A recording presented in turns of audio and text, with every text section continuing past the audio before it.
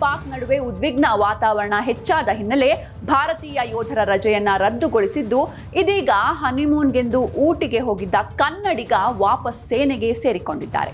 ಪಹಲ್ಗಾಮ್ ದಾಳಿಗೆ ಪ್ರತೀಕಾರವಾಗಿ ಭಾರತೀಯ ಸೇನೆ ಪಾಕ್ಗೆ ನುಗ್ಗಿ ಉಗ್ರರ ತಾಣಗಳನ್ನು ಧ್ವಂಸ ಮಾಡಿದೆ.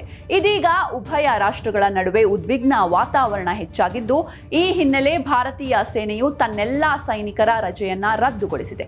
ಅದರಂತೆ ಉತ್ತರ ಕನ್ನಡದ ಸಿದ್ದಾಪುರ ಮೂಲದ ಯೋಧ ಜಯಂತ್ ಎಂಬುವರು ತಮ್ಮ ಹನಿಮೂನ್ ಅನ್ನು ಅರ್ಧದಲ್ಲೇ ಮೊಟಕುಗೊಳಿಸಿ ದೇಶ ಸೇವೆಗೆ ವಾಪಸ್ ಹೊರಟಿದ್ದಾರೆ. ಅಷ್ಟೇ ಅಲ್ಲದೆ ಮದುವೆಯಾಗಿ ಕೇವಲ 9 ದಿನಕ್ಕೆ ಪತ್ನಿಯನ್ನ ಬಿಟ್ಟು ಯುದ್ಧಕ್ಕಾಗಿ ಛತ್ತೀಸ್ಗಢದ ತನ್ನ ಬೆಟಾಲಿಯನ್ಗೆ ಮರಳಿದ್ದಾರೆ. ಮೇ 1ರಂದು ದಾಂಪತ್ಯ ಜೀವನಕ್ಕೆ ಜಯಂತ್ ಕಾಲಿಟ್ಟಿದ್ರು. ಬಳಿಕ ಹನಿಮೂನ್ಗೆಂದು ಊಟಿಗೆ ಹೊರಟಿದ್ರು. ಅದರಂತೆ ಮೈಸೂರಿಗೆ ತೆರಳಿದ್ದ ಸಂದರ್ಭದಲ್ಲಿ ಸೇನೆಯಿಂದ ಕರೆ ಬಂದಿದ್ದು, ಕೂಡಲೇ ಹನಿಮೂನ್ ಅನ್ನು ಮೊಟಕುಗೊಳಿಸಿ ಸೇನೆಗೆ ವಾಪಸ್ಸಾಗಿದ್ದಾರೆ.